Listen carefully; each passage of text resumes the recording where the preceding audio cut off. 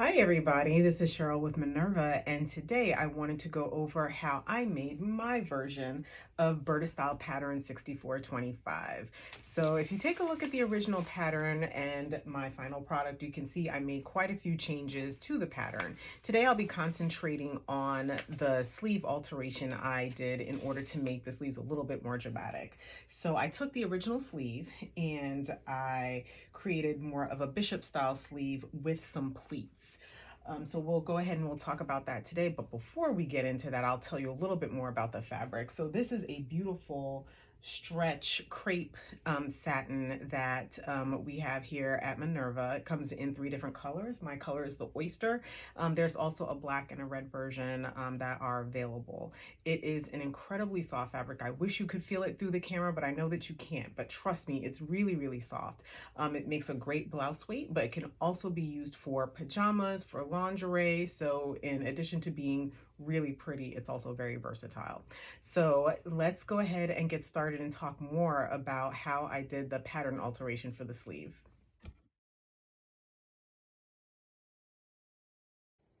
To prep for this project, let's talk first about the supplies that you're going to need. So the first thing that you're going to need is your original pattern. And the technique that I'm going to teach you can be used on any pattern sleeve in order to achieve a bishop shape to the bottom of the sleeve. I never cut my original patterns, so I always work with a copy of the original pattern in order to do my alterations. So that brings up the next thing, which would be pattern paper. So this particular paper does have grid, so that way it can help you measure things out. If you don't have that, it's not a problem. You can use some tracing paper as well. So what you would do is you would just put this over your pattern and trace it. If you don't have this, still not an issue. You can use any type of opaque paper. Sometimes I just trace my patterns onto paper that I'm recycling from packages that I received. And so if you are going to use paper that's not opaque and you actually have to trace it, then you could use the same type of tracing wax paper that you use to copy your pattern symbols onto your fabric with a tracing wheel, and you'll be able to do the same thing. So you can use any of those. I also use a French curve to help shape the bottom of the sleeve. So this is very helpful, but if you don't have that, you can also freehand it. And then I use a rotary cutter that I have dedicated very specifically for paper. And those are the supplies that you'll need. I've decided to go with the environmentally friendly option, so I am using a piece of paper that I am recycling. What I do like to do is to make sure that I have adequate borders around the pattern piece to give me some space to work, especially on the bottom, because there's going to be some changes made here. So the first thing that I'm going to do is go ahead and secure the patterns to the paper. I just use a pattern weight for this, and because I'm not using the side that is out here on the edge of the pattern, I will be using some tracing paper to go ahead and trace the pattern onto the new paper.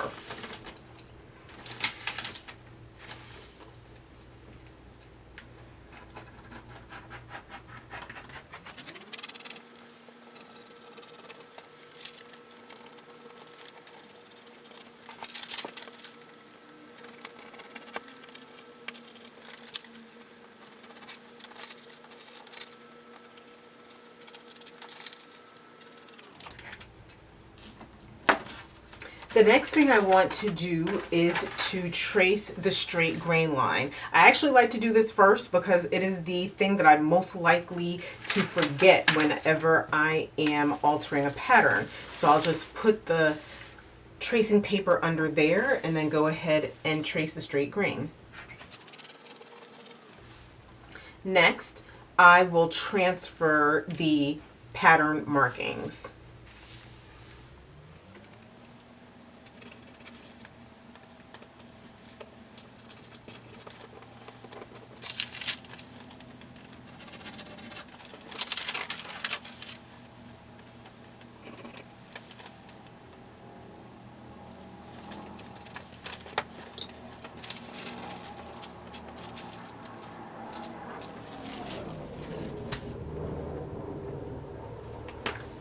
When I remove the paper, what I have left is a rough outline of the sleeve.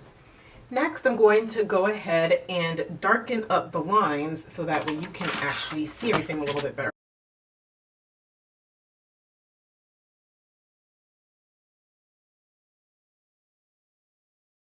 I will go ahead and cut out the sleeve pattern. Most important thing is to leave some space at the bottom because there will be some alterations that particularly need to be made there. So let's go ahead and get this cut out.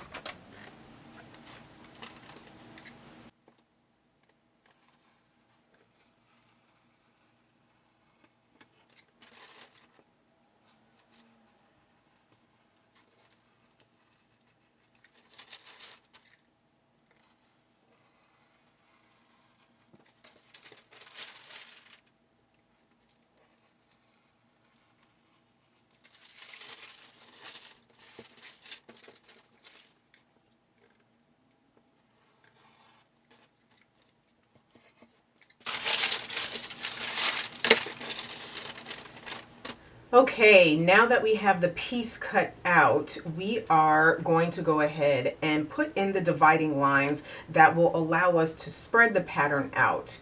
So as you can see, this original birder style pattern sleeve was not your traditional straight sleeve. It did already have some element of billowing at the bottom. However, I wanted it to be even more dramatic. So what I'll do from here in order to get that extra volume and drama is I will drop in a couple of lines that we can use to slash and spread the sleeve. I'm essentially dividing the pattern into thirds, and we'll cut along those lines.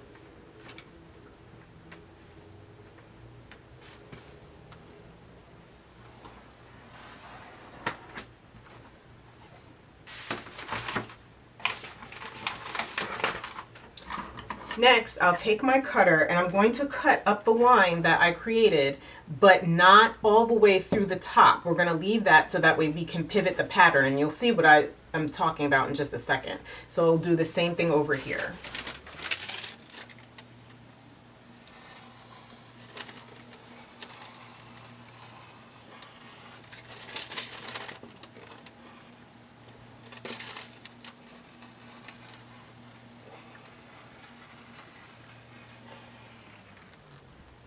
Okay, as you can see, I left just enough paper connected so that way I can successfully pivot my pattern. So we're going to need to cut a little bit off of the bottom here now. Next step is to actually do the spreading. I like to have a pretty dramatic sleeve, and so I do find that to get the volume that I need to have the length along the bottom of the pattern to be about 27 to 30 inches at a minimum. I would like to do it even more, and that would definitely give you some more volume. So we'll go ahead and we'll start out with just the basics. So basically you spread this out, spread it over there. And if you find that your paper is falling apart, you can even add a little bit of tape up there. So when I look at this measurement over here, I see that that's about 6 inches, so that's a good start. Forgot to cut this little piece over here. And we have that spread, and that's about 5 inches or so. I do like to have a little bit more volume toward the back, so we're going to try to go for 8 around here. So we have 8. So right now the measurement is just about 18 over there. So from here to here is 18. And from here to here, we'll just call it 15. So we have about 33 inches of sleeves. So that is really, that will be really, really dramatic. So I did the slash and spread just for demonstration purposes, but what we can do is we can put this back together. And then so what you can see is that there are a couple of different ways that you can now transfer this to a new pattern so that way you can continue working.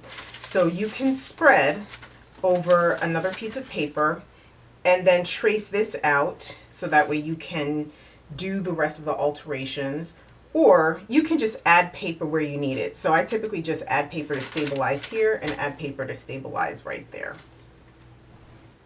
You can then go ahead and cut the entire pattern out. So I do have one that I've already cut. And this one shows the variation of having the pleats at the hem. So if you take a look, this amount of volume is going to need to be brought in so that way it is tight around the wrist. And so what I did for my particular sleeve, created a pleat by marking here and here for an inverted pleat. Then I went a few inches over and marked for another pleat, and then another one, and then repeated the same thing. And so those are the basic steps for drafting the main part of the bishop sleeve. The last thing that you need to think about is how do you want the hemline of the sleeve to look? I kept mine pretty simple. After I added the inverted pleats and gathered the back so that way it would fit a little bit tighter around my wrist and also gather up all of the volume that we created, I added just a simple band. I knew that I wanted the width or the height of the band to be about 1 inch, so I doubled that to 2 and added a seam allowance so that way when it folded over and I sewed it on to the main part of the sleeve, it would be 1 inch. And then for the length of the band, I took a measurement around my wrist, added a couple of half an inch or so for ease, and then added the seam allowances.